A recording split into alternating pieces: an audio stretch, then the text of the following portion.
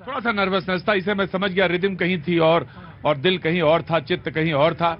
और जो प्रेम है, मोहब्बत में क्या होता है, जब तक सब नहीं मिलते तब तक कुछ नहीं मिलता है ना जी। तो बैठिए आराम से, कोई बात नहीं, थोड़ा नर्वस हो जाता है आदमी। बातचीत के सिलसिले को एक बार फिर से जोड़ता हूं।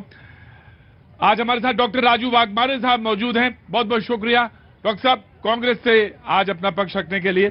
शिवम छाबड़ा साहब उनके बगल में, बीजेपी का पक्ष रखने के लिए बहुत बहुत शुक्रिया। अभिषेक तिवारी हमारे साथ आम आदमी पार्टी का पक्ष रखने के लिए। शैलेंद्र दुबे राजनीतिक विश्लेषक हमारे साथ मौजूद, बहुत बहुत शुक्रिया।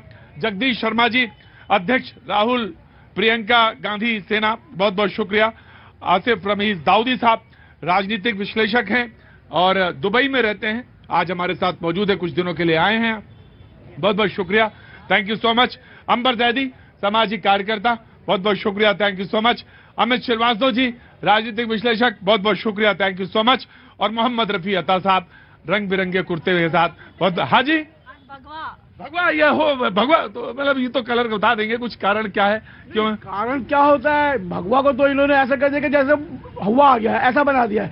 नहीं तो ये तो त्याग का प्रतीक है। हम तो केसरिया धरती से आते हैं, केसरिया बालम आओ नहीं पधारो हमारे देश, वो धरती से आते हैं। ख्वाजा मोइनुद्दीन चिश्ती का जो है जाफरानी कलर है, वह दस्तारबंदी इससे होती है। इन लोगों ने इतना नफरत से भर दिया इस कलर को कि मैं ये कुर्ता 5 साल पहले सिलाया, हमारे डर के नहीं पहन रहे थे। वही बता रहा हूँ ना, इन्होंने इधर तो हिंदू डराते हैं, कहीं ये भगवा आ गई तो हिंदू हो गया, और मुसलमान मैं पहनूं तो मुसलमान देख रहा, अरे ये क्या पहन लिया। अरे आप लोग यार कम से कम आपने नफरत को ही जाइए, नफरत नफरत दिमाग से गुजारिए। हाँ, मुझे लगा अजीत पवार के बाद इनका नंबर है। ना ना ना ना ना ना, जी जी। भगवा के साथ आतंकवाद जोड़ा किसने? इनकी पार्टी कांग्रेस ने। हमने तो नहीं कहा कि भगवा नफरत फैलाता। भगवा तो हमेशा शांति का और सूफियाना रंग है, आपने उसको उसके साथ अरे अरे मोहम्मद रफी अदर रहता, अरे डिबेट चली जाएगी कहीं मेरे हाथ से। अरे यही थोड़ा थोड़ा करके तो पार्टी चली गई उधर। वो अरे मोहम्मद रफी अता यही थोड़ा थोड़ा करके एक गई, फिर दूसरी भी चली गई। नंबर का जवाब लो, तो हम तो कह रहे ट्रैप पे ना फंसो, वो सारे ट्रैप डालेंगे, तुम उस ट्रैप में मत फंसो। मैंने कहा ट्रैप में तो फंसना नहीं, ख्वाजा मोइनुद्दीन चिश्ती का कलर है ये। इसको लिंचर, अगर लिंचर पटका पहन के मारेगा, कत्ल करेगा, हवा मचाएगा, हुड़दंग मचाएगा, तो आपने बदनाम किया इस रंग को, हमने थोड़ी किया। कोई नहीं मोहम्मद रफी अता, जो कलर हो, जो रंग हो, जो मन करे वो पहनो। ये मुल्क, ये जमीन, ये यहाँ के आबो हवा सबके लिए है और सबके लिए बराबर बराबर से है। अपने तुमने पता नहीं क्यों नहीं 5 साल में पहना, मैं होता तो इसको रोज पहनता। अब मैं ये कलर लाऊंगा, मेरे ऊपर ये कलर अच्छा नहीं लगता, वरना तो मैं पहन लूं इस कलर को। मैं जरूर पहनूंगा इस कलर को, ट्राई करूंगा और जरूर आऊंगा पहन के। और कलर से क्या डरना, कलर तो रंग ही है, तमाम जितना बिखरे उतना अच्छा। लेकिन अब ये हुआ कि कलर महाराष्ट्र का देखो कैसा हुआ है, गजब का काला। पहले एक पार्टी गई शिवसेना, अब दूसरी एनसीपी, जिधर ये अमित इशारा कर रहे थे। अरे जगदीश जी संभलिए, कैसे विपक्षी एकता होगी भाई। देखिए संभलना तो भारतीय जनता पार्टी को पड़ेगा। जितने भी चोर और डकैत थे, ऐसा कौन सा ईडी का जादू ले हैं कि अपनी पार्टी में ले रहे हैं। एक सोशल मीडिया पे चल रहा है कि सबको ले लूंगा, मोदी जी कह रहे हैं सबको ले लूंगा। ले लो भाई, ये वही लोग हैं ना जिनको मोदी जी इनका मुख्यमंत्री कह रहे थे, जो डिप्टी मुख्यमंत्री हैं, कि पीसिंग जेल पीसिंग। अब कहां पीसिंग, कहीं ना कहीं मैं चक्की पीसिंग, कहीं ना कहीं मैं समझता हूं देश कहां ले जा रहे हैं लोग, देश को लेकर कहां जा रहे हैं। अरे जनता से वादे किए होते तो शायद जूतना पड़ती। अब इनकी घबराहट बौखलाहट बता रही है कि 2024 इनके हाथ से जगदीश जी एक बात बताओ मुझे, एक बात बताओ, जा सब उधर ही क्यों रहे हैं, जा सब एक ही जहाज की तरफ क्यों रहे हैं, ये तो मुझे बताओ। भाई जो जेल से डरेगा जाएगा, ये सब जाएगा। कहीं ना कहीं चोर थे, लुटेरे थे, और वहां हमाम है, ऐसा है जो धोखे साफ कर लेते हैं। इन पर सब केस साफ है। पहले भी पवार साहब, अजीत पवार साहब पहले गए थे, सारे केस खत्म करा आगे। कहीं ना कहीं समझते हैं राहुल गांधी नहीं डरे, कितना जोर लगा इन्होंने, सच्चा बेटा। बोले राहुल गांधी नहीं डरे, क्या राहुल गांधी को भी वहीं भेज देंगे क्या? अरे भाई पार्टी तो रखिए, पार्टी रखिए कम से कम। देखिए 24 में चुनाव होने दीजिए, अब ऐसा ना करिए चुनाव ही नहीं। 24 में राहुल गांधी मोदी की जगह आ रहे हैं, देश मोदी कर रहा है, और मैं समझता हूँ राहुल अब जनता कर रही है। प्रतीक जी घबराहट कहाँ है वो दिखाई दे गई। अरे ज्योतिरादित्य सिंधिया के ऊपर कौन सा केस है, जितिन प्रसाद के ऊपर कौन सा केस है, कहाँ है ये लोग? तो ये कहना कि बड़ा आसान से, अरे आपका सबूत है तो अदालतें हैं ना देश के अंदर। लेकिन एक चीज बताइए, देखिए जब सवाल का जवाब दीजिएगा, बीजेपी वालों से पूछता है, आप ही लोग थे जो कह रहे थे ना 80,000 करोड़ या 80,000 करोड़ का इनके ऊपर एनसीपी, हाँ जी 70,000 रुपए का था, तो 70,000 करोड़ वालों को फिर क्यों ले लिया? आपने कहा था इनके ऊपर जो एनसीपी वाले हैं इनके ऊपर 70,000 करोड़ रुपए का गबन। और इसमें जी मैं आऊंगा वकील साहब आपसे, कब से आप तो हमारी पार्टी में है ना कि हम आपकी पार्टी में? एक ही तो रुकिए जी जनाब, तो ये सवाल का जवाब दीजिए, 70 वालों को क्यों ले लिया आपने? भाई कुनबा उनका बिखर रहा है, आरोप बीजेपी लगाते हैं। अब बताओ, एक बाप बेटे के मुंह में खत्म हो गई पार्टी, एक पार्टी जो है पुत्री मुंह में खत्म हो गई। अब आरोप आप बार बार आरोप लगाते हैं मोदी जी पे कि साहब मोदी जी ने क्या कर दिया। तो भैया ये तो अपने घर संभालिए, अपने पुत्र मोह से पुत्री मोह से बाहर निकलिए। देश के लोकतंत्र सुंदर लोकतंत्र है, उसका विश्वास, ये बड़ा सुंदर लोकतंत्र है बाबूजी, लोकतंत्र का मजा लीजिए।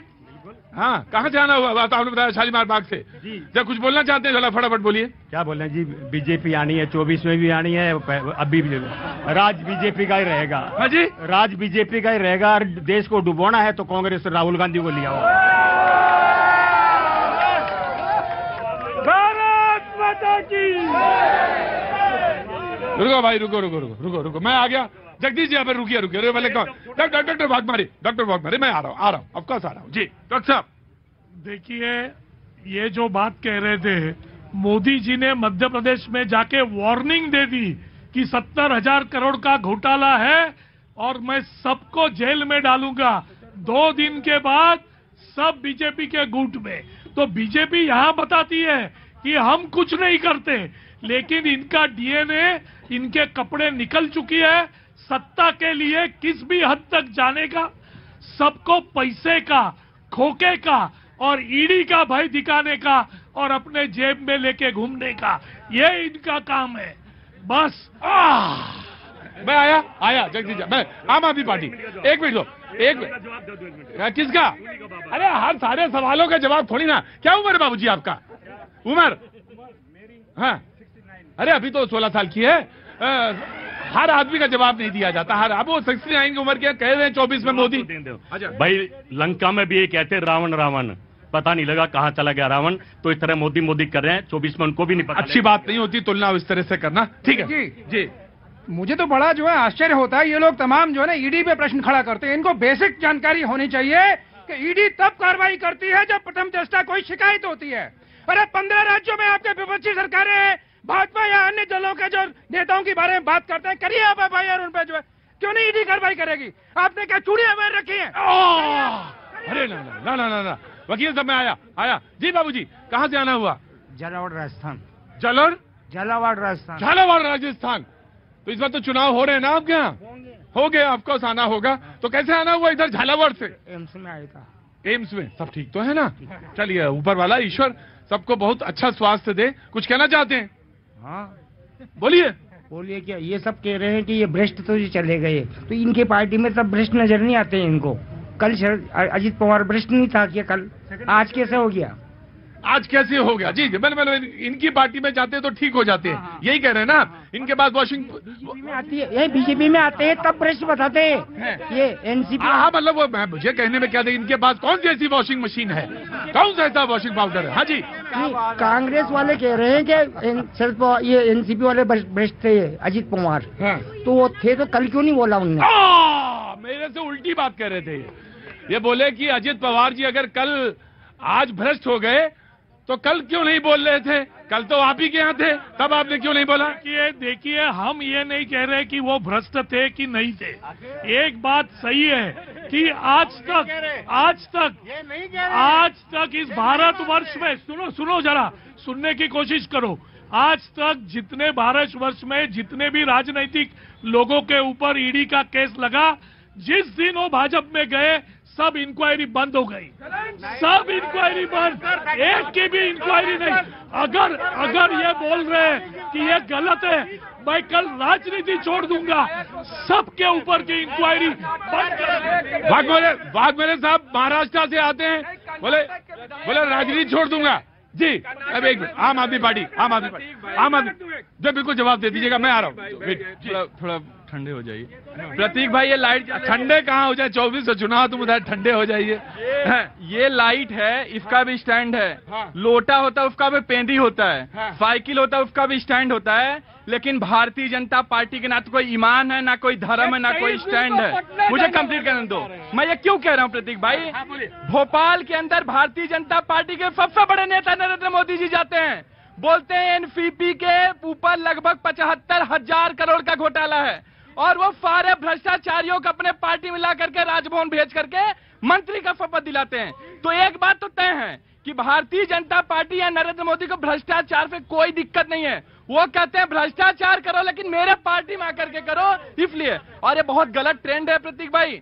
मैं कह रहा हूं कि जब से ये कल ये हुआ है, पूरे देश के अंदर हर उत्तर प्रदेश में इनके नेता कह रहे हैं महाराष्ट्र होगा, बिहार के अंदर इनके नेता कह रहे हैं ये महाराष्ट्र होगा। मैं कह रहा हूं कि भारतीय जनता पार्टी सत्ता के लिए किसी भी हद तक जाने के लिए, मैं इसका उदाहरण दो। मैं आ रहा। वो जो कह रहे हैं कि इसका डर है सता रहा, ये डर है सता रहा कि कहीं बिहार और यूपी में ये ना हो जाए, क्योंकि किसी नेता ने ये बात कही। ऑफकोर्स मैं आ रहा हूं, just give me a second जी। देखिए ये इतनी, हाँ ठीक है,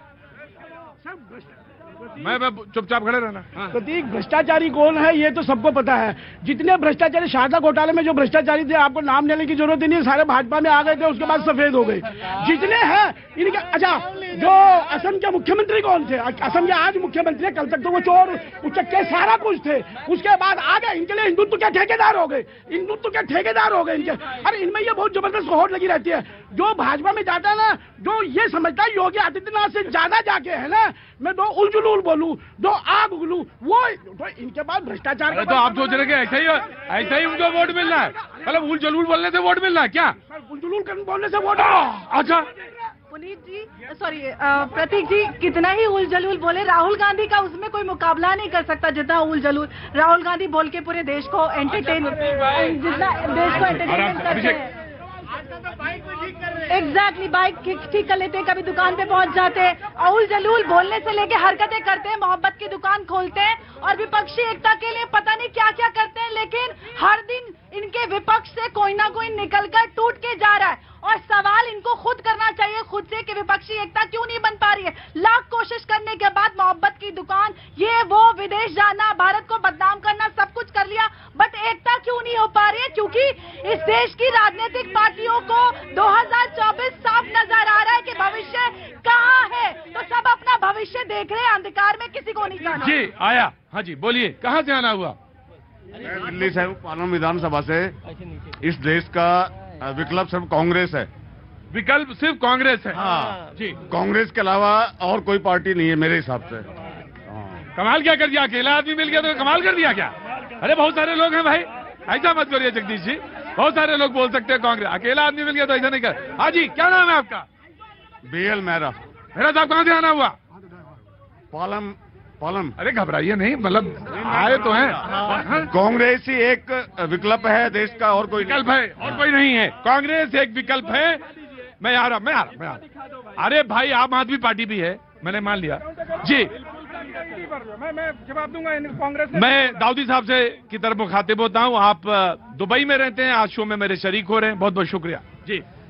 प्रतीक भाई, सबसे पहले मैं बताऊं कि डेमोक्रेसी की जो सबसे अच्छी मिसाल मैं यहाँ पे देख रहा हूँ जी, हर किसी को बोलने की आजादी मिल रही है और हर कोई अपना विचार रख रहा है। बिल्कुल नहीं छीनना चाह रहा हूँ, हमें कम से कम एक अच्छी बात तो बोलने दीजिए। जो देख रहा हूँ वो बोल रहे हैं। आप लोग आरोप प्रत्यारोप लगाएं, एक दूसरे से लड़ें, लेकिन यही मोहब्बत है, यही हमारा हिंदुस्तान है जी। अब आप इलेक्शन का जब माहौल आता है 2024 की, तो इलेक्टोरल जो आपके पॉलिटिक्स जो है उसको आप समझिए तो एक बिसात जो बिजती है, शतरंज जो आती है, आपके माहौल बन रहा है।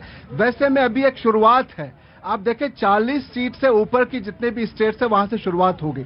48 सीट्स है आपके महाराष्ट्र में।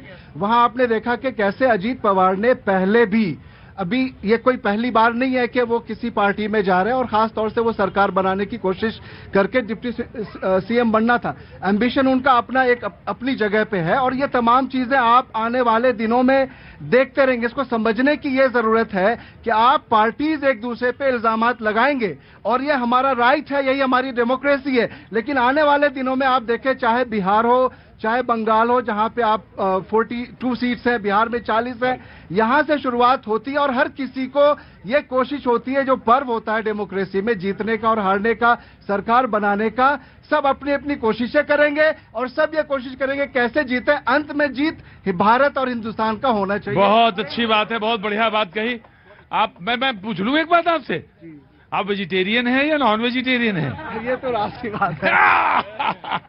बड़ी अच्छी बात कही इन्होंने, वेजिटेरियन नॉन वेजिटेरियन। मुझे डर ही लग रहा था ऐसा ना हो अभी हल्ला होने लगे, तो अभी मैंने पूछ लिया। अच्छा लगा मुझे आप बोले, थैंक यू सो मच। एक जने और रह गए, जिसके बाद डिबेट ओपन है सारे लोगों के बीच में। जी, सबसे पहले ही देखिए 23 जून को विपक्ष का बड़ा बड़ा पोस्टर लगा पटना में, लेकिन क्या उसमें क्या कमजोरी पता चली कि पहले केजरीवाल भाग गए, अब अजीत पवार भाग गए। यानी समझिए, अच्छा केजरीवाल डर गए, केजरीवाल डर गए। आज इनके पार्टी के नेता कह रहे हैं कि केजरीवाल डरते हैं। अरे छोड़ो, आप भगवत मान को बताइए, 3 घंटा अगर भगवत मान का मोबाइल बंद हो जाएगा तो अरविंद केजरीवाल अमित शाह जी के घर के सामने न खड़े हो जाए। आप पहले भगवत मान को बताइए। मेरा विषय सिंपल सा है, सिंपल। ये कह रहे थे केजरीवाल तमाम लोग की ये भाग गया, ये भाग गया। आज जब बिहार से 5 में से 4 विधायक राजद तोड़ ले ओबीसी का, तो लोकतंत्र जीत हो जाता है। जब ये पार्टी तोड़ करके बिहार में सरकार को नेस्तनाबूद कर दे, चुनाव लड़े भाजपा के साथ, भाग जाए शिवसेना एनसीपी के साथ, तब लोकतंत्र अच्छा था। बिहार में नीतीश कुमार लड़े भाजपा के साथ, भाग जाए तो लोकतंत्र अच्छा था। लेकिन जब भाजपा में हटा, और ये आखिरी लाइन सर, ये कहते हैं कि ये भ्रष्टाचारी है, वो भ्रष्टाचारी है। अरे हम भी यही कहते हैं, आपके पास जितने भ्रष्टाचारी है एक बार सार्वजनिक कर दो सूची कि हमारे बीच में सब हम ये लोग भ्रष्टाचारी है। ये अगर आज से भाजपा में जाती है, प्रतीक भाई, आज भ्रष्टाचारियों की समूह है भारतीय जनता पार्टी, और कहीं नहीं है। नहीं बिल्कुल, मैं बताता हूँ। भारतीय मोदी जी कह रहे हैं कि जो भ्रष्टाचारी। नहीं, एक मिनट सवाल का जवाब। नहीं, रुकिए, अब डिबेट ओपन है, अब डिबेट ओपन है भाई। आपने कहा कि बीजेपी में सारे भ्रष्टाचारी, आपने भी एक लिस्ट लगाई थी, वो लिस्ट कहाँ गई? आपने भी अभी राजनीतिक गलियारे में एक डिटर्जेंट आया है, वो भ्रष्टाचारी को व्हाइट बना के। लेकिन मैं इनका डिटर्जेंट तो लूंगा, लेकिन मुझे आपका डिटर्जेंट चाहिए। वो डिटर्जेंट कौन था जिससे सारे लोग धुल गए? मुझे ये भी बताइए। मैं बता रहा हूँ, आम आदमी पार्टी कट्टर ईमानदार, कट्टर राष्ट्रभक्त पार्टी है। अब भारतीय जनता पार्टी का दोगलापन बताता हूँ। ये अपने सत्ता के लिए देश का सबसे बड़ा दुश्मन, इनके पूर्वजों ने जिन्ना के साथ मिलकर के सरकार बनाई। पीडीपी जो अफजल गुरु को शहीद मानती है, उनके साथ जाकर जम्मू कश्मीर में सरकार बनाई। कहाँ ईमान, कहाँ धर्म? ये भारतीय जनता पार्टी केवल सत्ता के लिए लड़ाई लड़। अच्छा ये बताइए, मैं आपसे सवाल पूछता हूँ, आपने लालू यादव को क्या कहा था? लालू यादव को आपने क्या कहा था? कांग्रेस को आपने क्या कहा? मेरे सवालों का जवाब दीजिए। कांग्रेस को आपने क्या कहा? सर 2 मंत्री जेल में आम आदमी पार्टी के, भूल गए क्या? नाम तो बता दो। शराब घोटाला दिल्ली में कर दिया, 45 करोड़ रुपए का दिल्ली के अंदर अपना शीश महल बना दिया, और अब कहते हैं कि सब ईमानदारी की नशा रच रहे हैं। शर्म आनी चाहिए। कांग्रेस का साथ ये देते हैं, गाली शीला दीक्षित को देते, बड़ी बड़ी मोटी फाइलें दिखाते थे, लेकिन 13 में आने के बाद में सरकार किसके साथ बनाई? जी, मैं ये गारंटी से कहता हूँ, इनके 2 अंदर चोर गए हुए ना, 2 महीने के अंदर केजरीवाल भी अंदर जाएगा। बिल्कुल। अगर ये अजीत पवार और प्रफुल्ल पटेल, अगर ये और जो ईडी अभी ने फुगन मिल वो रेड मारा था, अगर ये भाजपा नहीं ज्वाइन करते ये भी जेल में होते। शुभेंदु अधिकारी आज जेल में होता वो, लेकिन भाजपा में चला गया, आज वो मंत्री बन के घूम रहा, वो चीफ मिनिस्टर बन गया हेमंत बी शर्मा। तो जो भ्रष्टाचार करे और भारतीय जनता पार्टी में चला जाए, मोदी जी उसके कहाँ चले गए? बाबूजी चले गए? हाँ जी बोलिए। भैया जी, जिस पार्टी में अपना आंतरिक लोकतंत्र नहीं है, वो पार्टियां टूट रही हैं। अब देखिए, सुप्रिया सुले को उन्होंने बना दिया कार्यकारी अध्यक्ष, और नेता जो ग्रास रूट पे काम कर रहा था अजीत पवार, उनको दरकिनार कर दिया गया। वही स्थितियां बिहार में भी बनेगी। बिहार में जो कार्यकर्ता नेता काम कर रहे हैं उनको दरकिनार किया जा रहा है, तेजस्वी को नेता बनाया जा रहा है। बिहार में भी हो जाएगा? बिल्कुल होगा। अरे ऐसा ना कहा करिए भाई। होगा भैया जी, क्योंकि देश की जनता विकास मांगती है, विकास चाहती है और वो नेतृत्व देख रही है नरेंद्र मोदी के सक्षम। ठीक है जी। रेड किलर डाल दिया है मोदी जी ने, जितने आओ जोर से आओ। क्या काम करते हैं आप? रेड किलर डाल दिया, रेड किलर। जैसे चूहे लोग भाग भाग के आते हैं ना बिल से, वो हो गए अब। अरे नाम लेने से इतना काफी है। बैग में क्या रखे? इसमें बम रखा हुआ है। प्रतीक जी, मैं समझता हूँ ये जितने भी लोग हैं, देश की जनता आपका चैनल देख रही है, मूर्ख नहीं है। सब देख रहे हैं कि देश के लिए कौन काम कर रहा है और पार्टी सत्ता कुर्सी के लिए कौन काम कर रहा है। 2024 में यही जनता जवाब देगी। मैं दावे से कहता हूँ सत्ता परिवर्तन होगा, क्योंकि देश का हर आदमी परेशान है। किसान, महिला, मजदूर, व्यापारी। जीडीपी के लिए 25,000 करोड़ का डिनर, 21 तोपों की चल। प्रतीक जी, ये जीडीपी की जानकारी इनको नहीं है। भारत जो है पूरे विश्व में सबसे फास्ट ग्रोइंग इकोनॉमी है। 6.1% के हिसाब से इनको जानकारी है। पहली चीज। दूसरे इन्होंने आंकड़ा दिया कांग्रेस ने, आम आदमी पार्टी ने, जितने भी राजनेता हैं उनके ऊपर 176 मामले हैं और एक भी केस जो है क्लोज नहीं हुआ है। जो सब पर मामले चल रहे हैं। तो भैया आप कौन सा आंकड़ा दे रहे हो? मेरा पत्रकार भी खड़ी है यहाँ पे। आपका सवाल है? क्या सवाल है? भाई साहब, आम आदमी पार्टी ने अभी बहुत मजेदार एक उदाहरण दिया। आम आदमी पार्टी ने लाइट का स्टैंड है, लोटा है, झाड़ू तो फिर भी सोता है। क्या नाम है आपका? कुणाल, क्या काम करते हैं? मैं बिजनेसमैन हूँ। अरे बड़ी शार्प दृष्टि है आपकी। लोटा है, स्टैंड है, झाड़ू पीना पेंदी है। वक्त छोड़े थे ब्रेक का। ये जनता है बाबू।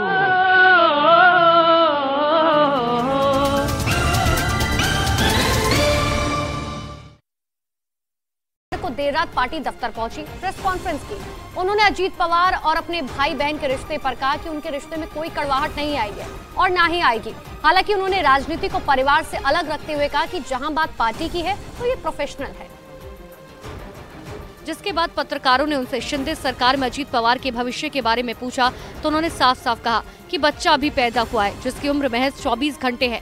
ऐसे में भी कुछ कहना जल्दबाजी होगी। अभी देखते, आज ही तो हुआ है भैया, बच्चा अभी तो पैदा हुआ है, कि थोड़ा सांस तो लेने दो, देखते आगे आगे क्या होता है।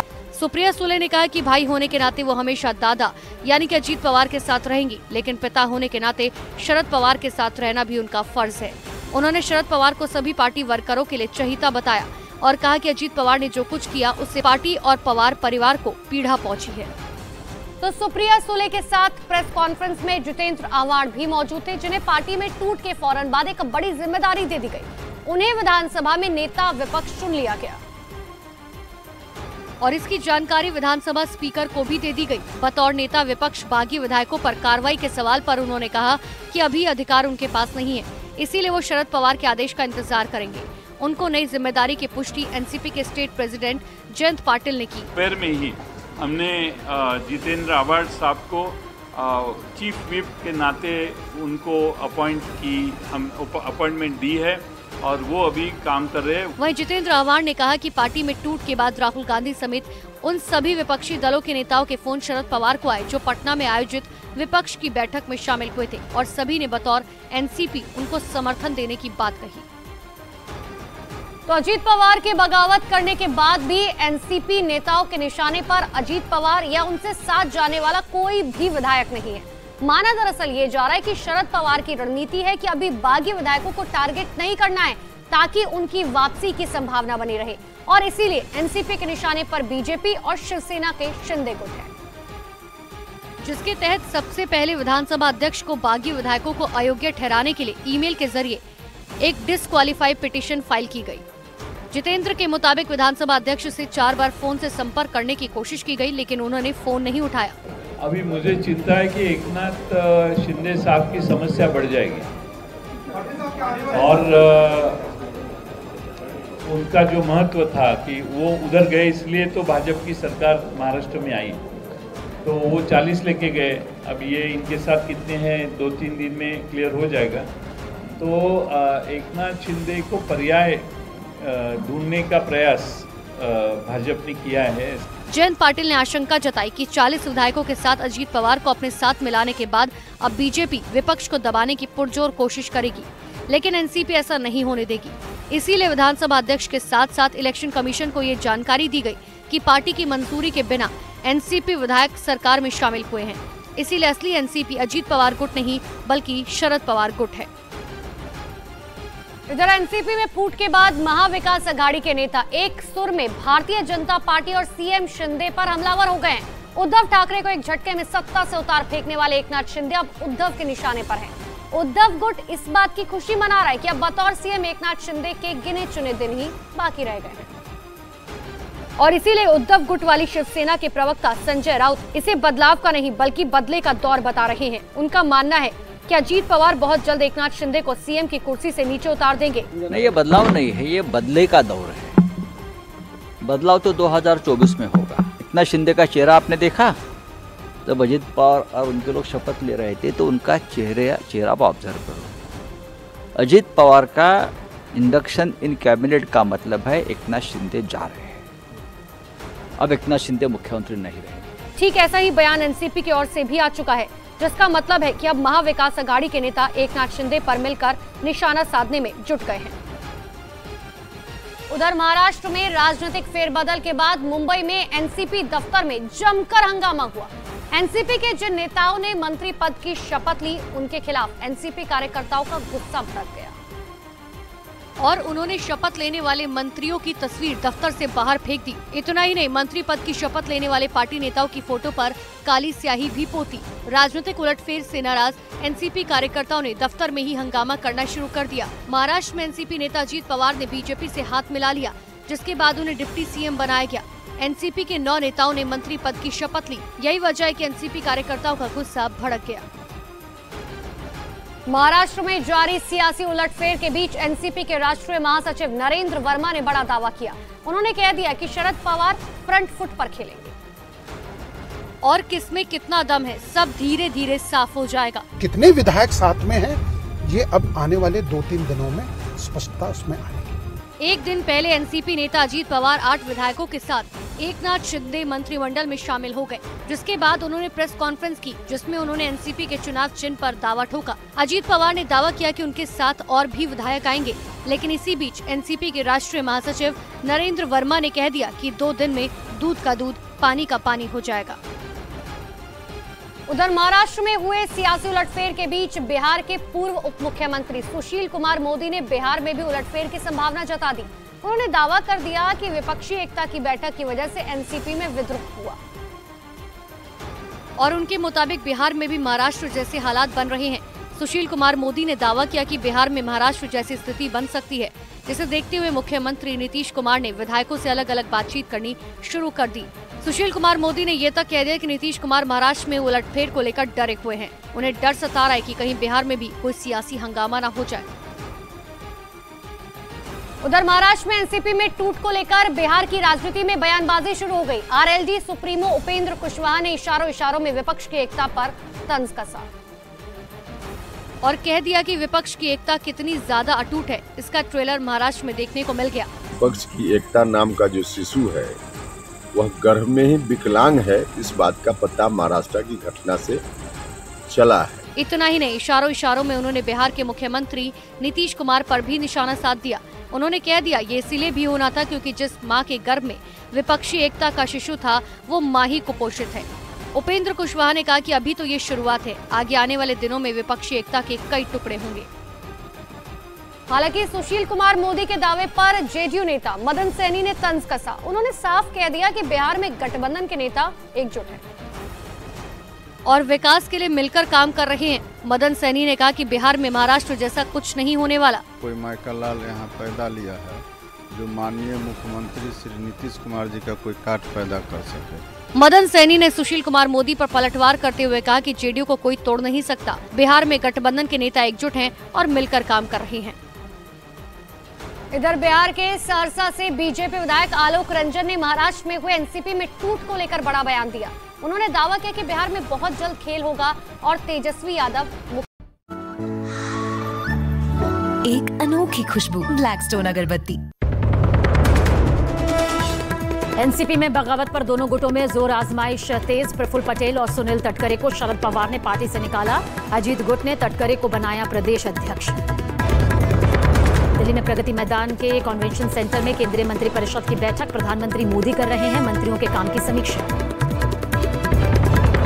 जियो ने लॉन्च किया सबसे सस्ता 4G इंटरनेट वाला मोबाइल फोन। सिर्फ 999 रुपए में मिलेगा जियो भारत फोन। 28 दिन के प्लान के लिए देने होंगे सिर्फ 123 रुपए।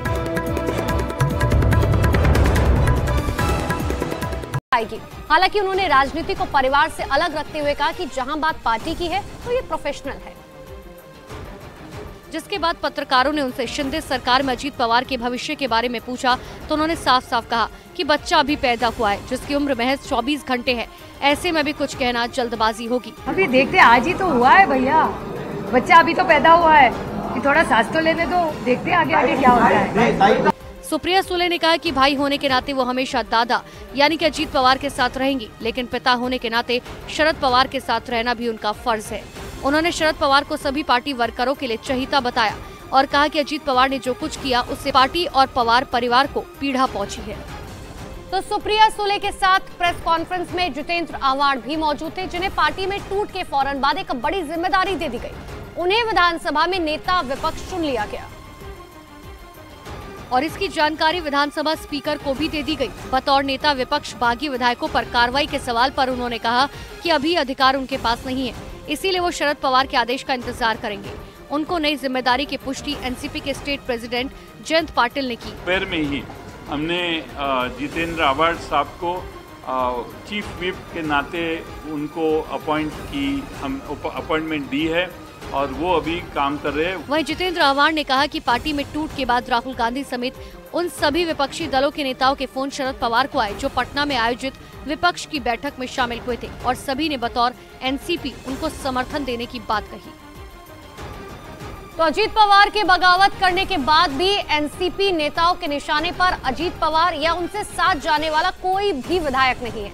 माना दरअसल ये जा रहा है कि शरद पवार की रणनीति है कि अभी बागी विधायकों को टारगेट नहीं करना है ताकि उनकी वापसी की संभावना बनी रहे और इसीलिए एनसीपी के निशाने पर बीजेपी और शिवसेना के शिंदे गुट है, जिसके तहत सबसे पहले विधानसभा अध्यक्ष को बागी विधायकों को अयोग्य ठहराने के लिए ईमेल के जरिए एक डिस्क्वालीफाई पिटीशन फाइल की गई। जितेंद्र के मुताबिक विधानसभा अध्यक्ष से 4 बार फोन से संपर्क करने की कोशिश की गई लेकिन उन्होंने फोन नहीं उठाया। अभी मुझे चिंता है कि एकनाथ शिंदे साहब की समस्या बढ़ जाएगी और उनका जो महत्व था कि वो उधर गए इसलिए तो भाजपा की सरकार महाराष्ट्र में आई, तो वो 40 लेके गए। अब ये इनके साथ कितने हैं 2-3 दिन में क्लियर हो जाएगा। तो एकनाथ शिंदे को पर्याय ढूंढने का प्रयास भाजपा ने किया है। जयंत पाटिल ने आशंका जताई कि 40 विधायकों के साथ अजीत पवार को अपने साथ मिलाने के बाद अब बीजेपी विपक्ष को दबाने की पुरजोर कोशिश करेगी, लेकिन एनसीपी ऐसा नहीं होने देगी। इसीलिए विधानसभा अध्यक्ष के साथ साथ इलेक्शन कमीशन को ये जानकारी दी गई कि पार्टी की मंजूरी के बिना एनसीपी विधायक सरकार में शामिल हुए हैं। इसीलिए असली एनसीपी अजीत पवार गुट नहीं बल्कि शरद पवार गुट है। इधर एनसीपी में फूट के बाद महाविकास अघाड़ी के नेता एक सुर में भारतीय जनता पार्टी और सीएम शिंदे पर हमलावर हो गए हैं। उद्धव ठाकरे को एक झटके में सत्ता से उतार फेंकने वाले एकनाथ शिंदे अब उद्धव के निशाने पर हैं। उद्धव गुट इस बात की खुशी मना रहा है कि अब बतौर सीएम एकनाथ शिंदे के गिने चुने दिन ही बाकी रह गए हैं और इसीलिए उद्धव गुट वाली शिवसेना के प्रवक्ता संजय राउत इसे बदलाव का नहीं बल्कि बदले का दौर बता रहे हैं। उनका मानना है कि अजीत पवार बहुत जल्द एकनाथ शिंदे को सीएम की कुर्सी से नीचे उतार देंगे। नहीं, ये बदलाव नहीं है, ये बदले का दौर है। बदलाव तो 2024 में होगा। एकनाथ शिंदे का चेहरा आपने देखा जब अजीत पवार और उनके लोग शपथ ले रहे थे तो उनका चेहरा आप ऑब्जर्व करो। अजीत पवार का इंडक्शन इन कैबिनेट का मतलब है एकनाथ शिंदे जा रहे हैं, अब एकनाथ शिंदे मुख्यमंत्री नहीं रहे। ठीक ऐसा ही बयान एनसीपी की ओर से भी आ चुका है, जिसका मतलब है कि अब महाविकास अघाड़ी के नेता एकनाथ शिंदे पर मिलकर निशाना साधने में जुट गए हैं। उधर महाराष्ट्र में राजनीतिक फेरबदल के बाद मुंबई में एनसीपी दफ्तर में जमकर हंगामा हुआ। एनसीपी के जिन नेताओं ने मंत्री पद की शपथ ली उनके खिलाफ एनसीपी कार्यकर्ताओं का गुस्सा भड़क गया। और उन्होंने शपथ लेने वाले मंत्रियों की तस्वीर दफ्तर से बाहर फेंक दी। इतना ही नहीं, मंत्री पद की शपथ लेने वाले पार्टी नेताओं की फोटो पर काली स्याही भी पोती। राजनीतिक उलटफेर से नाराज एनसीपी कार्यकर्ताओं ने दफ्तर में ही हंगामा करना शुरू कर दिया। महाराष्ट्र में एनसीपी नेता अजीत पवार ने बीजेपी से हाथ मिला लिया, जिसके बाद उन्हें डिप्टी सीएम बनाया गया। एनसीपी के 9 नेताओं ने मंत्री पद की शपथ ली। यही वजह है कि एनसीपी कार्यकर्ताओं का गुस्सा भड़क गया। महाराष्ट्र में जारी सियासी उलटफेर के बीच एनसीपी के राष्ट्रीय महासचिव नरेंद्र वर्मा ने बड़ा दावा किया। उन्होंने कह दिया कि शरद पवार फ्रंट फुट पर खेलेंगे और किसमें कितना दम है सब धीरे धीरे साफ हो जाएगा। कितने विधायक साथ में हैं, ये अब आने वाले 2-3 दिनों में स्पष्टता उसमें आएगी। एक दिन पहले एनसीपी नेता अजीत पवार 8 विधायकों के साथ एकनाथ शिंदे मंत्रिमंडल में शामिल हो गए, जिसके बाद उन्होंने प्रेस कॉन्फ्रेंस की, जिसमें उन्होंने एनसीपी के चुनाव चिन्ह पर दावा ठोका। अजीत पवार ने दावा किया कि उनके साथ और भी विधायक आएंगे, लेकिन इसी बीच एनसीपी के राष्ट्रीय महासचिव नरेंद्र वर्मा ने कह दिया कि 2 दिन में दूध का दूध पानी का पानी हो जाएगा। उधर महाराष्ट्र में हुए सियासी उलटफेर के बीच बिहार के पूर्व उप मुख्यमंत्री सुशील कुमार मोदी ने बिहार में भी उलटफेर की संभावना जता दी। उन्होंने दावा कर दिया कि विपक्षी एकता की बैठक की वजह से एनसीपी में विद्रोह हुआ और उनके मुताबिक बिहार में भी महाराष्ट्र जैसे हालात बन रहे हैं। सुशील कुमार मोदी ने दावा किया कि बिहार में महाराष्ट्र जैसी स्थिति बन सकती है, जिसे देखते हुए मुख्यमंत्री नीतीश कुमार ने विधायकों से अलग अलग बातचीत करनी शुरू कर दी। सुशील कुमार मोदी ने ये तक कह दिया कि नीतीश कुमार महाराष्ट्र में उलटफेर को लेकर डरे हुए हैं। उन्हें डर सता रहा है कि कहीं बिहार में भी कोई सियासी हंगामा न हो जाए। उधर महाराष्ट्र में एनसीपी में टूट को लेकर बिहार की राजनीति में बयानबाजी शुरू हो गई। आरएलडी सुप्रीमो उपेंद्र कुशवाहा ने इशारों में विपक्ष की एकता पर तंज कसा और कह दिया कि विपक्ष की एकता कितनी ज्यादा अटूट है, इसका ट्रेलर महाराष्ट्र में देखने को मिल गया। विपक्ष की एकता नाम का जो शिशु है वह गर्भ में ही विकलांग है, इस बात का पता महाराष्ट्र की घटना से चला है। इतना ही नहीं, इशारों में उन्होंने बिहार के मुख्यमंत्री नीतीश कुमार पर भी निशाना साध दिया। उन्होंने कह दिया ये इसलिए भी होना था क्योंकि जिस मां के गर्भ में विपक्षी एकता का शिशु था वो मां ही कुपोषित है। उपेंद्र कुशवाहा ने कहा कि अभी तो ये शुरुआत है, आगे आने वाले दिनों में विपक्षी एकता के कई टुकड़े होंगे। हालांकि सुशील कुमार मोदी के दावे पर जेडीयू नेता मदन सैनी ने तंज कसा। उन्होंने साफ कह दिया कि बिहार में गठबंधन के नेता एकजुट हैं और विकास के लिए मिलकर काम कर रहे हैं। मदन सैनी ने कहा कि बिहार में महाराष्ट्र जैसा कुछ नहीं होने वाला। कोई माइका लाल यहाँ पैदा लिया है जो माननीय मुख्यमंत्री श्री नीतीश कुमार जी का कोई काट पैदा कर सके। मदन सैनी ने सुशील कुमार मोदी पर पलटवार करते हुए कहा कि जेडीयू को कोई तोड़ नहीं सकता। बिहार में गठबंधन के नेता एकजुट हैं और मिलकर काम कर रहे हैं। इधर बिहार के सहरसा से बीजेपी विधायक आलोक रंजन ने महाराष्ट्र में हुए एनसीपी में टूट को लेकर बड़ा बयान दिया। उन्होंने दावा किया कि बिहार में बहुत जल्द खेल होगा और तेजस्वी यादव मुख्यमंत्री बनेंगे और नीतीश कुमार का पत्ता साफ हो जाएगा। उन्होंने कहा कि जेडीयू के सांसद और विधायक ही नीतीश कुमार के आचरण और व्यवहार से नाराज चल रहे हैं। उन्होंने नीतीश कुमार पर बिहार के लोगों के साथ धोखा करने का आरोप लगाया।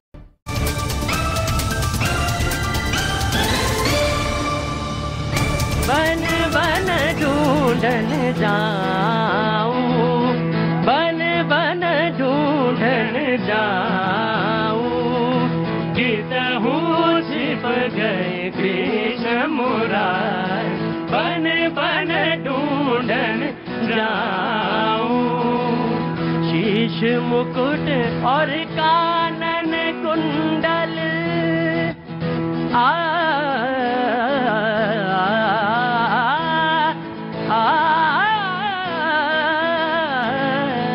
शीश मुकुट और कानन कुंडल, शीश मुकुट और कानन कुंडल, बंसीधर बन रंग फिरत गिरधारी, बन बन ढूंढन जाऊं। क्या बात है, बहुत बहुत शुक्रिया। एक क्लासिकल बंदिश आपने सुनाई। कौन सा राग था ये वृंदावनी साग। वृंदावनी साग। बहुत बहुत शुक्रिया, थैंक यू सो मच। बातचीत के सिलसिले को एक बार फिर से जोड़ने के लिए मैं हाजिर हूं। ये बात सच है कि बेहद उमस गर्मी और उसके बीच में खड़े होकर शो करना और तमाम सारे गेस्ट। मैं बागमरे साहब, मैं आप ही से शुरू करूंगा। बिल्कुल मैं आपके पास ही आऊंगा, आपकी बात बनती है। ऑफकोर्स मैं आपके पास आऊंगा, बातचीत वहीं से शुरू कर। बैठ जाइए, आम आदमी पार्टी विचलित ना होइए। बिल्कुल विचलित ना होइए, 24 का चुनाव है, ध्यान रखिए, सामने एकदम दर्शक सामने है आपका। बातचीत का सिलसिला शुरू करूंगा। कहां से आना हुआ आपका? सर मैं लद्दाख से आया हूं सर। लद्दाख से आए हैं, कैसे आना हुआ इधर?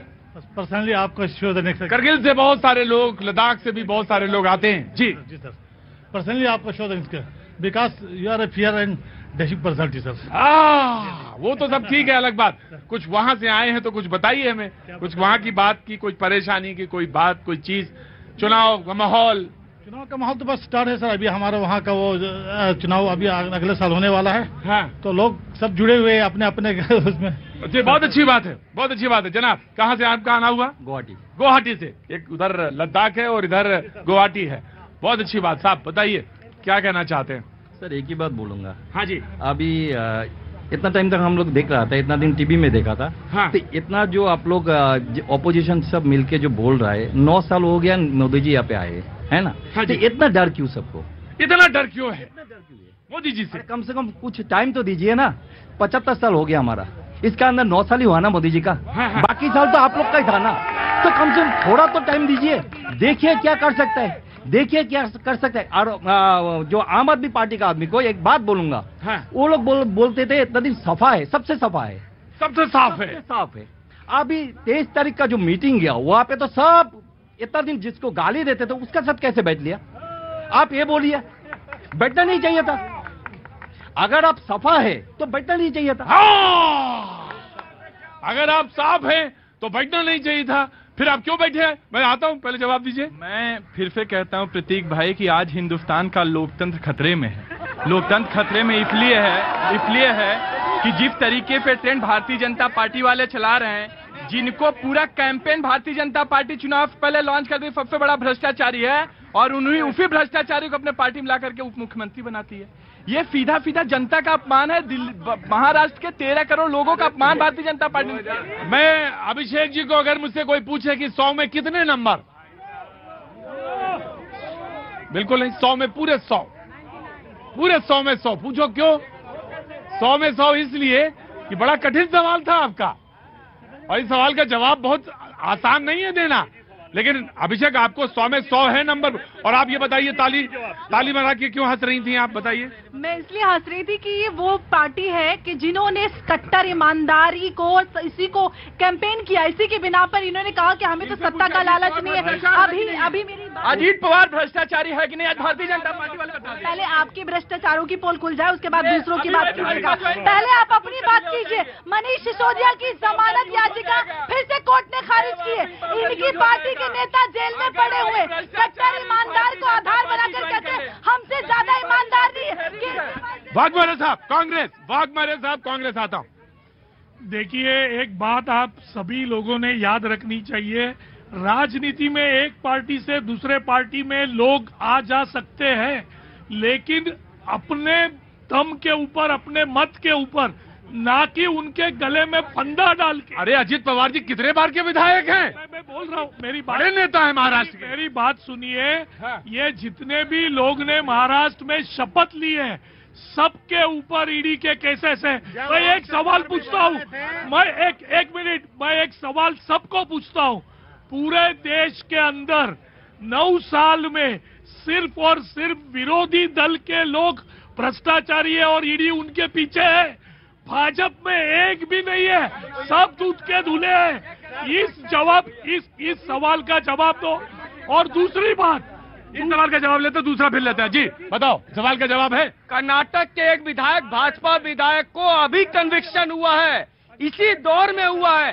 तो ये कहना छोड़ दीजिए। और मुझे एक बात बताइए, ईडी जाती है 800 करोड़ आपके घर से निकलता है, आपके पास तो जिसके घर जाती है उसी के घर से हजारों करोड़ कैसे निकल जाता है? तो कहीं ना कहीं भ्रष्टाचारी तो है।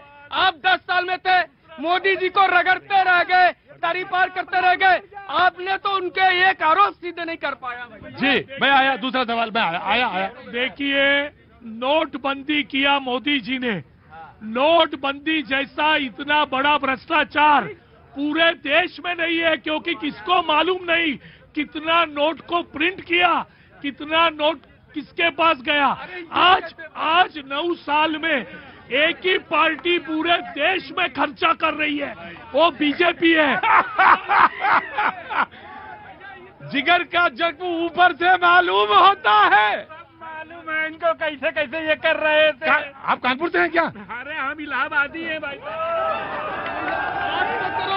प्रतीक भाई, भैया ये जो इलाहाबादी अमरूद है ना, इससे बहुत डर लगता है मुझे। अब जो 64 साल जो इन्होंने किया है बलात्कार न जनता का, इनको सब मालूम है कि कैसे छपा रखता था धकाधक। क्या काम करते हैं आप? हम तो बहुत छोटे आदमी हैं। आदमी तो छोटे नहीं है, लेकिन कोई काम क्या करते हैं आप? क्या काम करते हैं? मेरा तो ट्रांसपोर्ट का काम है। ट्रांसपोर्ट का काम है जी। जगदीश भाई आया प्रतीक भाई, अभी बीजेपी इसके बाद जी। गुवाहाटी के एक भाई ने पूछा कि मोदी को और 9 साल दे दिए जाएं। हाँ, गुवाहाटी के भाई ने पूछा। मैं इनसे एक सवाल करता हूं, आप 9 साल पहले की मोदी की वीडियो तो उठा के देखिए। आधार कार्ड, नोटबंदी, हर चीज का विरोध करते थे। मनमोहन सिंह आज तक एक झूठ नहीं बोले, बताई बोले तो। और मोदी 9 साल से झूठ ही बोल रहे हैं, लगातार झूठ बोल रहे हैं। किसी ने बोला कि झूठ बोलने के लिए पहले मुंह खोलना पड़ता है। वो काम में बिजी रहे, जो काम करे। आज मोदी जी उन्हीं कामों को आगे बढ़ा रहे हैं। ये झूठ है, झूठ बोलना पाप है। ये इतने बड़े पद पे प्रधानमंत्री को झूठ नहीं बोलनी चाहिए। जी आ रहा मोहम्मद रफी आता आ रहा जी। मेरा कांग्रेस और आम आदमी पार्टी दोनों को जवाब है। कांग्रेस से ही सवाल पूछा, बीजेपी नहीं पूछते सवाल है। जवाब है। अभी इन्होंने बोला कि इतना ये मतलब भ्रष्टाचार के ऊपर बात कर रहे थे ये कि एक तरह से खत्म होने वाला है सब कुछ। आदरणीय केजरीवाल जी के साथ मैंने काम किया 2011 में इंडिया अगेंस्ट करप्शन। सवाल पूछा यार, ये बताओ ना, पूरा अपना परिचय ना दो। उन्होंने इतनी ईमानदारी की बात की। अभी 41-42 करोड़ रुपए का उनके घर में जो खर्च हुआ है, उस पर जवाब क्यों नहीं देते हैं? दूसरी चीज, कांग्रेस के जो भाई साहब बैठे हैं, महाराष्ट्र में जो सरकार गई है वो वंशवाद की वजह से गई है। और वंशवाद क्या है? राहुल प्रियंका गांधी सेना, ये है वंशवाद। एक सेकंड सुन लीजिए। इस कांग्रेस में सरदार वल्लभ भाई पटेल भी हैं, इसमें लाल बहादुर शास्त्री जी भी हैं, इसमें बहुत से नेता हैं, उनके नाम पर सेना। ये बता दे कि अमित शाह के बेटे जैसा कितने बड़े क्रिकेटर हैं, बीजेपी के राजनाथ सिंह के बेटे के लिए लग गए। अरे भाई समझ लो ना, वंशवाद बीजेपी में ज्यादा है। हमारा तो एक ही परिवार है, और जो देश के लिए लड़ा है, मर रहा है और जान दे रहा है। इनका है कोई जान देने वाला? ठीक है, देखिए आज मुझे जगदीश जी की, तुम्हें सबसे ज्यादा मजा आ रहा है गुरु, है क्या नाम है आपका? पंकज मालवी। पंकज मालवी, तुम्हें सबसे ज्यादा उनके परेशान है कि वारे कांग्रेसी हो, क्या गरज रहे हो, क्या बरत रहे हो। ये हम उस धरती से आते हैं जिसमें पहली बार जवाहरलाल चुनाव लड़े, एक रिक्शे वाले थे, हार गए। नहीं, गलत। देखिए एक चीज, जो मर्जी हो वो नहीं बोलेंगे। एक बात ध्यान रखिए, अपनी मर्यादा, आप प्रयागराज से मर्यादा ध्यान रखिए। दूसरी बात, प्रथम प्रधानमंत्री है वो, अदब से जी जनाब जवाब। भाई सीधी बात है, अजीत पवार जब इनके साथ महाविकास अघाड़ी के सहयोगी थे तब वो शानदार व्यक्ति थे, उनके लिए मुख्यमंत्री बनाने के लिए आतुर थे। लेकिन आज उनको भ्रष्टाचारी बता देते हैं, तो इनका कोई दीन ईमान नहीं है, इसमें चिंता नहीं करिए। लेकिन आप सोचिए, अभी अरे भाई, तुम मुंह पे कैमरा डालने से क्या होगा? Kejriwal, don't behave like Kejriwal, behave like civilised people. मैं दूसरी बात ये कह रहा हूँ, आम आदमी पार्टी अपने आप को बहुत कोरा कहती है, लेकिन इसका जवाब दीजिए प्रतीक भाई। और मैं फिर कह रहा हूँ, इस वक्त जवाब देना चाहिए। आपने कांग्रेस से टाई अप कर लिया, महाभ्रष्टाचारी। आपने राजद के साथ शेयर कर लिया स्टेज, जिसके सुप्रीमो कोर्ट से कन्विक्ट थे, कोर्ट की जेल काट के वापस आए हैं लालू यादव जी, भूलना नहीं चाहिए। समाजवादी पार्टी कहने के लिए महाभ्रष्टाचारी, लेकिन स्टेज शेयर कर लिया, बोले हाथ पकड़ लीजिए, चिंता मत कीजिए, हम आपके साथ हैं। लेकिन तय करना चाहिए कि आपका चाल का चरित्र क्या है, ये आम आदमी पार्टी को तय करना। अरे फिर आप कैमरा मुंह में डाल रहे हैं। अरे भैया साथ में लेके चलो ना, काहे चिंता कर रहे हो? भाई ये आम आदमी पार्टी है। देखो भाई, आम आदमी पार्टी में आ जाओ, नाराज ना, बिल्कुल नाराज ना होना। चलो मेरे भाई, आम आदमी पार्टी, मेरी बात सुनो, ये वही पार्टी है जो कहती थी तुरंत कैमरा निकाल के, जो हम पहले दिन कह रहे थे आज भी उस पे अडिग हैं। और भारतीय जनता पार्टी ने अपनी पूरी ताकत लगा दिया हमारे एमएलए तोड़ने का, हमारे पार्टी को खत्म करने का। दिल्ली में काला अध्यादेश ला करके हमारे एक कार्यकर्ता को तोड़ नहीं पाए, क्योंकि भारतीय जनता पार्टी को दौलत नहीं है कि हमारे एक कार्यकर्ता को भी आपने आप दिल्ली को शिक्षा देने आए थे, लेकिन दिल्ली को शराब की नगरी बनाया। आप दिल्ली के अंदर ईमानदारी का वोट लेके आए थे, दो मंत्री जेल में, एक तो दूर एक कार्यकर्ता को नहीं तोड़ सकते क्योंकि भारतीय जनता पार्टी पर दौलत नहीं है। एक मिनट, एक बात आप सभी लोग सुन लीजिए कि भाजपा जो है इनका एक भी भ्रष्टाचारी नहीं है, क्योंकि इनके पास ईडी है, इनके पास ईडी है, तो ये जिसको उंगली दिखाते हैं वो भ्रष्टाचार। जी मैं आया आराम से, मैं अभी आता आ रहे। एक सच जो है जनता सुन ले, अजीत पवार के मामले में उनके ऊपर जो है कोऑपरेटिव बैंक से लोन के मामले का केस चल रहा है। प्लीज इनको बंद करिए। अभिषेक आराम से बताएंगे। इस तरह का लोकतंत्र चाहिए क्या आपको? प्रतीक जी आपकी जिम्मेदारी है। हाँ मैनर्स नहीं है, वहाँ मोबाइल लेके चले जा रहे हैं, यहाँ बीच में बोल रहे हैं। एक मैनर सीखिए। मैं पढ़ा लिखा हूँ इसलिए मैं शांत हूँ और मुझे बुरा लग रहा है, क्योंकि आप एक पार्टी को रिप्रेजेंट कर रहे हैं, तो एक मैनर्स को सीखिए। मैनर क्या होता है? सारे जनता आपको देख रही है, यहाँ घुस जाते वहाँ घुस जाते। भैया शांति से डिबेट का मतलब होता है एक को सुनिए, उसके बाद जब आपकी बारी आए तब आप जवाब दीजिए। क्या गजब आदमी है भाई, बहुत बड़े। कहाँ से आना हुआ भैया? सर फाइनेंस मिनिस्ट्री में, वो सर पिछले दिन भी आया था। अरे बाप रे बाप। जी अजीत पवार के मामले में एक सच सुन लो, वो ये है कि जब उनके ऊपर जो मामला होता है, कोऑपरेटिव बैंक से लोन वाला मामला चल रहा होता है और उसकी जांच कर रही होती है EOW, इकोनॉमिक जो ऑफेंस विंग होती है स्टेट की, और वो जब इनकी सरकार होती है महाविकास अघाड़ी की, सितंबर 2020 में क्लोजर रिपोर्ट देती है कि उनके खिलाफ कोई सबूत नहीं है जो है, तो ये है इनकी सरकार के द्वारा दिया गया। उसके बावजूद ईडी जब उनके ऊपर सप्लीमेंट्री जो जब केस लगाती है, तो सुप्रीम कोर्ट के कायदे के अनुसार अगर EOW किसी में क्लोजर रिपोर्ट दे देती है तो ईडी उस मामले को प्रोसीड फॉर नहीं कर सकती है।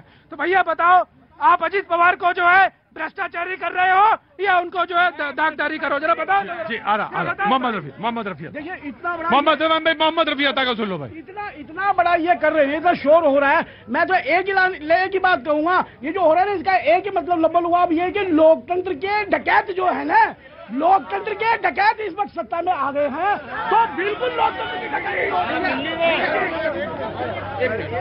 मोहम्मद रफी अता भाई, मुझे एक चीज बताओ, इतनी बेशर्मी से जिस पार्टी को देश के 23 करोड़ लोगों ने समर्थन दिया, क्या 23 करोड़ लोगों का पर है या नहीं है? आप चुप करिए अपनी जबान को। मोहम्मद रफी इधर आओ।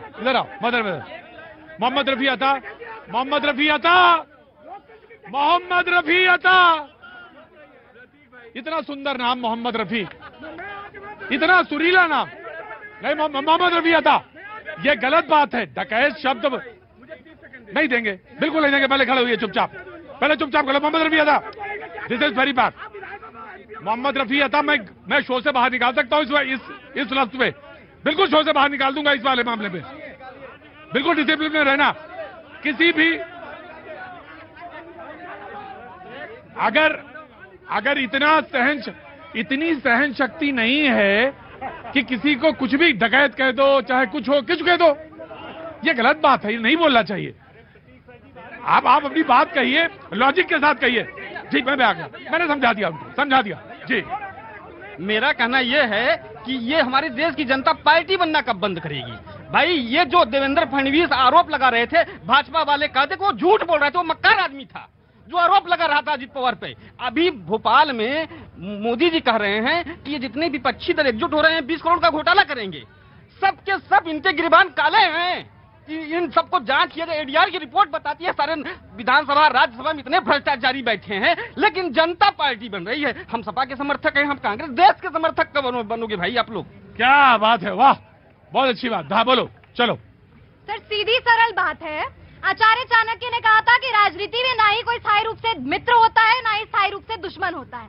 जो नेताएं हैं अपनी महत्वाकांक्षाओं की पूर्ति के लिए पार्टी बदलते हैं। जिस पार्टी में एक साथ रहते हैं उसके गुणगान गाते हैं, और जब पार्टी बदलते हैं तो पाला बदलने के बाद जो है, जिस पार्टी में पाला बदलता है वो पार्टी जो है उनका दामन बचाने का काम करती है। लेकिन यहाँ के जो लोग हैं वो जागरूक हो चुके हैं। उन्हें अच्छी तरह से पता है कि रोजगार पे, महंगाई पे, शिक्षा पे उनकी मूलभूत जरूरतें क्या है, उस पर वोट देने वाले हैं।